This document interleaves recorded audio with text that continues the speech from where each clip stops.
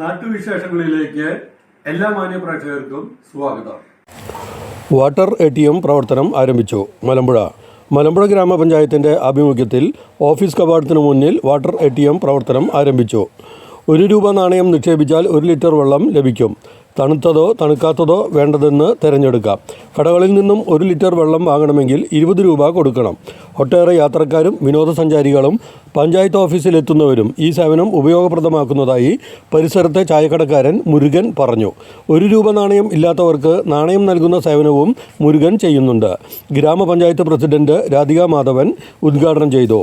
Vice president Sumalatha Mohandas അധ്യക്ഷയായി. പഞ്ചായത്ത് അംഗങ്ങളായ ബിനോയ്, അഞ്ജു ജയൻ, ലീല ശിവദാസ് തുടങ്ങിയവരും ഉദ്ഘാടന വേളയിൽ പങ്കെടുത്തു.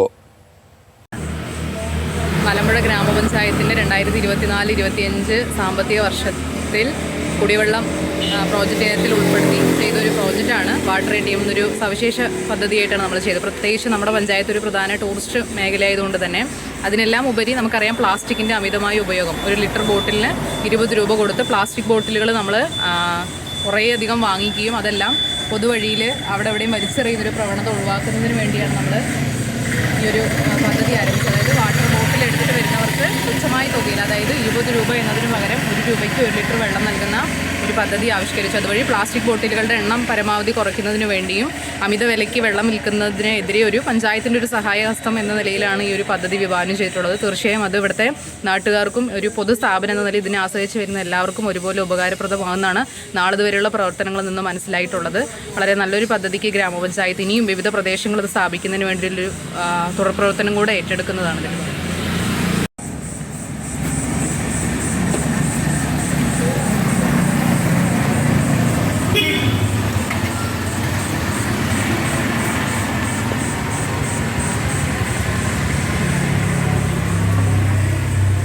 തണുത്ത വാട്ടറാണ്, നല്ല കൂൾ വാട്ടറാണ്. നല്ല കൂൾ വാട്ടറാണ്.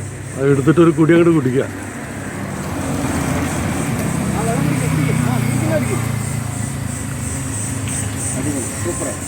ഇവിടെ തണുപ്പുണ്ട് വെള്ളത്തിന്.